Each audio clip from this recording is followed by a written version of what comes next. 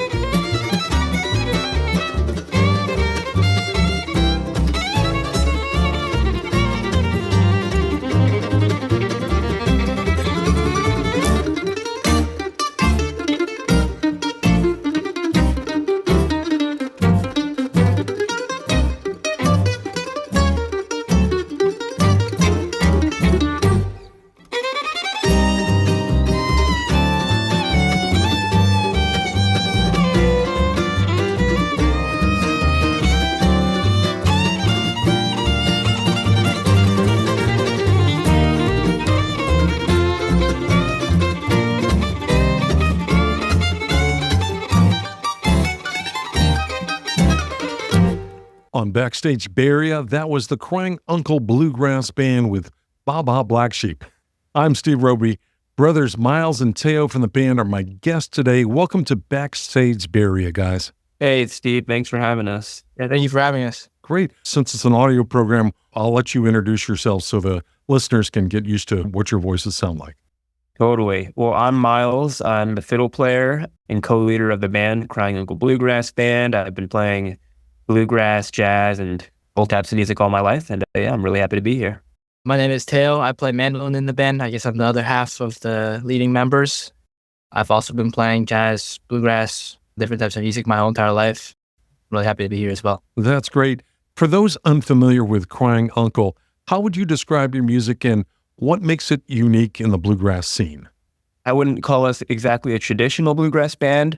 I mean, don't get me wrong, we play a lot of traditional bluegrass in the band, but if you come to one of our shows, you can expect to hear some jazz, some fusion of bluegrass and jazz, some dog music, David Grisman style music, a lot of originals, especially recently we've been writing a whole bunch. Teo can tell you more about that, actually. The new album that'll come out over the new year, over half of them are originals. And the instrumental originals, I wrote lots of them, and I tried to take a lot from bluegrass, jazz, dog music, that kind of stuff. And so that's kind of our style, just a mix of everything. Great. Who wants to tell me how the band started in 2016 and how your sound has evolved over the years? Well, in 2016, Teo and I, before that, we were playing mostly as a duo, the Crying Uncle duo, and then our friend Andrew Osborne on bass, he joined the band, and we had a guitar player for a while, John Gooding, and we actually met both of those guys through the California Bluegrass Association's Father's Day Bluegrass. We were all in the Kids on Bluegrass program growing up, and so it was a really convenient way to meet them, and we started out playing probably more traditionally than we do now, but we always had the dog influence. I think some of our more popular videos from back in the day were actually David Grisman covers. Nice. And we actually have a new guitar player now, Ian Lee. He's great. He was the national champion for a second, I think. We actually also met him through the California Bluegrass Association's Father's Day Bluegrass Festival. And ever since he joined the band, we just kept chugging along, more originals, more instrumentals, jazz. We do a Steely Dan cover. It's a lot of fun. That sounds great. I'm curious, what drew you into bluegrass, and are there any other artists or bands that you consider your biggest inspirations? We both started when we were around 3 years old. Miles started with Suzuki, and I started straight off with bluegrass. The way we both got started in the bluegrass world is my parents are good friends with Chad and Catherine Manning. Chad Manning is the fiddle player for David Grisman. And Chad and Catherine, they run a fiddle studio in Berkeley, California, and we both started there. And then from there, I started playing mandolin, and that's how we kind of got started. I guess some bands that were really influential to us growing up. Obviously, anything that David Grisman was part of. Tony Rice Unit, of course. Daryl Anger, Mike Marshall, Sam Bush. Those guys were awesome. For me, I loved anything that Billy Contreras was in. He's probably my favorite fiddle player. And then in terms of just like straight ahead bluegrass, I mean, influential bands to us were like Sideline or bands like those, or Special Consensus. Yeah. How did you guys get exposed to all those various musicians and bands you just mentioned? Mostly at bluegrass festivals or fiddle camps. Fiddle camps were a huge proponent of our childhoods, for sure. We would go to, I don't even know how many we go to every single year, but quite a bit. And that's mostly where we really fell in love with the music, I'd say. Yeah, and Tristan and Tashina Claridge were two big mentors of ours, and they ran lots of those fiddle camps. Tristan and Tashina Claridge, they're both bluegrass musicians, but they also do lots of contest-style fiddle music as well. So we got a mix of all that kind of stuff when we went to music camps as kids. Did your parents listen to this kind of music? Is that what first turned you on to it? I wouldn't say so. I mean, when I started with Suzuki, like Teo said, I played it for a few years before Chad Manning found out that I was playing violin, and he was like, "Come check out bluegrass," and that's kind of where it all started. But once we made the switch, I mean, what was alluring to us about the music was kind of more so the community, even more so than the music. The way we got introduced to it was we went to their studio, and there was a huge jam happening, and we weren't really used to that, or at least I wasn't, on the classical sense of just no pressure jamming and a lot of kids my age all having fun. And so that's kind of what put us onto it. And then after we started, our parents, we actually had a family band for a while. My dad, he played classical guitar all his life, but he's made the switch to bluegrass so that he could back us up. And then my mom picked up the clawhammer banjo, and our littlest brother, Nico, played fiddle. That's amazing. That's great. So your single, I'll Be Here Either Way, has such a heartfelt vibe. What's the story behind this song, and what do you hope listeners take away from it? So funny enough, the lyrics of that particular song, it doesn't really have a direct correlation to my life, but he's never had to deal with heartbreak. Yeah, not yet. Lucky man. Huh? But I think the message is it's a universal one, I guess. I'll be here either way. The song kind of talks about two people growing apart and one becoming indifferent, I guess. That's kind of the message. Well, let's check it out now. This is the Crying Uncle Bluegrass Band with I'll Be Here Either Way on Backstage Bay Area.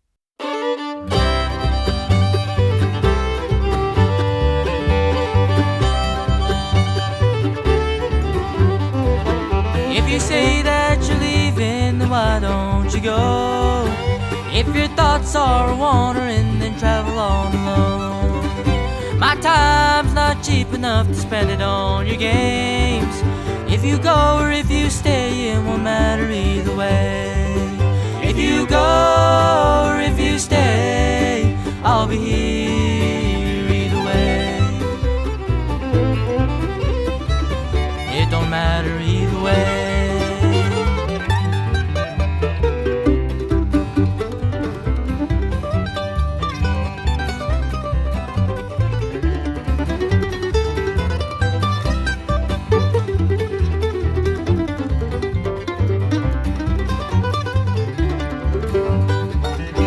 Travels become weary and the rain begins to fall, I wouldn't mind you coming back, I wouldn't mind at all.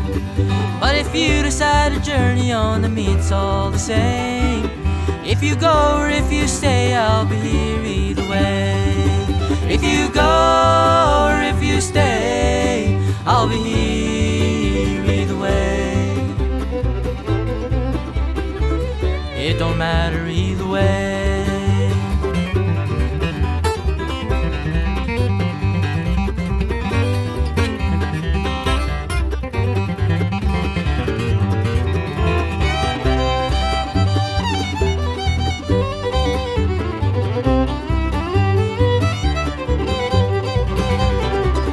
Could've sworn you said by dawn you'd be gone, but the morning light is here and so are you.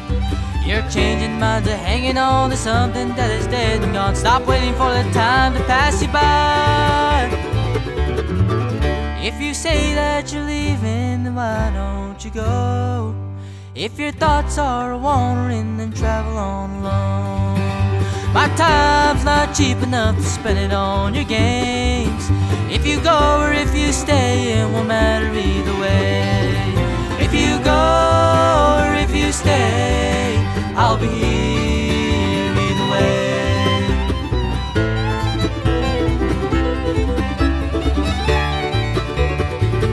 It don't matter either way. That's Crying Uncle with a new single called I'll Be Here Either Way, which is available now.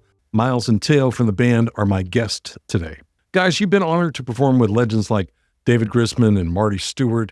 What were those experiences like, and how did they shape your journey as a band? Man, well, playing with your heroes is always amazing. Back in the day, we were part of a band called the Rambling Miners, and we did a show with the California Report, I believe.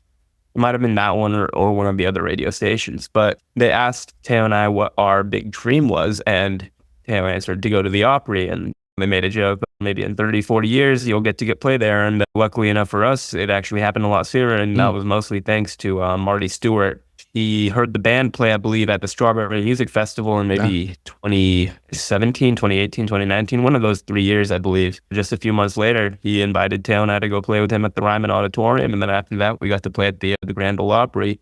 And so both of those guys, David Grisman and Marty Stuart, have been so helpful with our musical journey, and we're just so lucky to have gotten to play with them and to know them. Sure. Signing with Engelhardt Music Group must be a major milestone for you guys. What does this partnership mean for Crying Uncle, and how did it come about?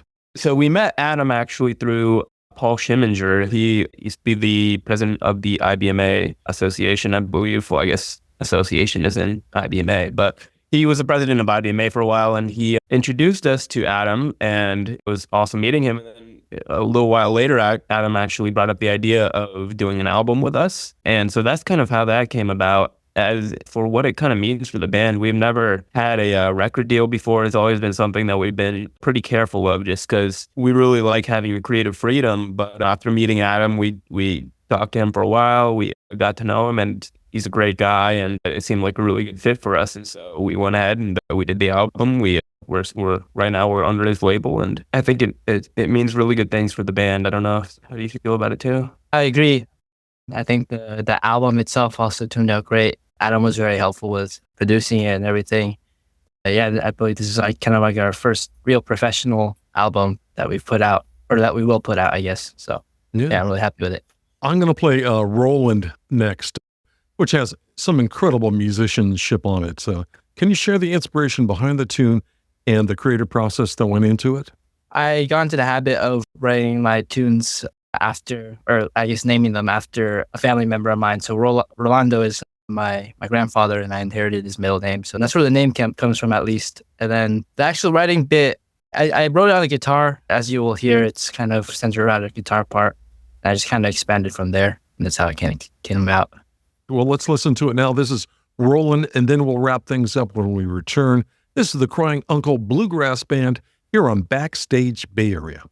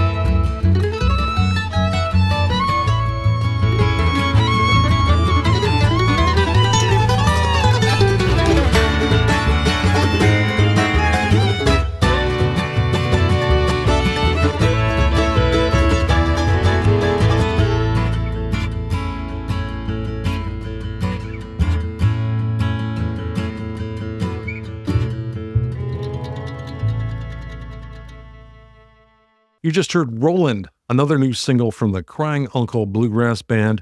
Teo and Miles are my guests today. With so many accomplishments already, what's next for Crying Uncle? Can you give us a sneak peek into what you're working on now? But we're doing a lot of fun things right now. We're all in college still, so that's the only real limiting factor. But despite that, we're still playing a lot. We're going to be playing a bunch this summer. Our friends in Europe, in Portugal and France, a lot of those places, you should keep an eye out. There are a lot of things in the works, and hopefully if everything goes according to plan, we'll have a few tours lined up. We're going to definitely be playing some festivals in California. And yeah, we have, let's see, I mean, our most upcoming show is actually in the Bay Area for all of our friends over there. It's at the Hop Monk Novato on December 20th. And it's going to be a really fun show. We have a great opener, and we're going to be doing 2 sets. And one of the sets, we're going to invite a bunch of our friends to come up, and it's going to be a party. So please show up. Earlier, you mentioned a new album that's coming out too. Can you talk about that? Yeah, the album should come out. I don't think there's a set date yet, but sometime in the new year. We have, I think, 6 or 7 originals on that one, a few covers. We already have, as already mentioned, Roland and I'll Be Here the Way. Those are 2 singles that we have out currently. Okay. And yeah, so we're excited for the full album. That's great. I don't know if I can name him yet, but we do have a very special guest on the album as well. So okay, there's a teaser. A lot of fun once that releases. Good. Do you have a working title for the album? I don't know. I'll Be Here Either Way, maybe, or one of the other tracks. We still have to sit down and discuss it, but luckily we have a couple months. And let me remind our listeners, the Crying Uncle Bluegrass Band will perform at Hop Monk in Novato on Friday, December 20th for an 8 p.m. show. Tickets are available now at kcturnerpresents.com. You want to give a shout out to your website or social media, guys? Sure. Yeah. You can follow us on Instagram, Facebook. Society has kind of pressured us into getting a TikTok now. All of those are Crying Uncle. And our website is cryingunclebg.com. You can find all of our upcoming shows, more information about the band, and just keep up with us. So, yeah, one other thing we forgot to mention in terms of places we're playing, we're doing Danny Stewart's Bluegrass Cruise going to Alaska. It's in August 2025. So if any of the listeners like cruises and like bluegrass. Wow, that sounds like fun. Miles and Teo, thank you so much for being on the show, and I wish you much success with your band in the coming year. Thank you so much for having us. Thank you so much for having us. Backstage Bay Area will return in a moment. Hey musicians, would you like to be a guest on Backstage Bay Area? Just email the host and let him know when you'll be playing in the Bay Area. The address is backstage.sfbay@gmail.com. Thank you for tuning into the Backstage Bay Area podcast. Don't forget to visit us online at backstagebayarea.com for more insights and stories. Be sure to join us next time for more engaging conversations with local talent and touring musicians. Until then, keep the music alive, and we'll see you backstage.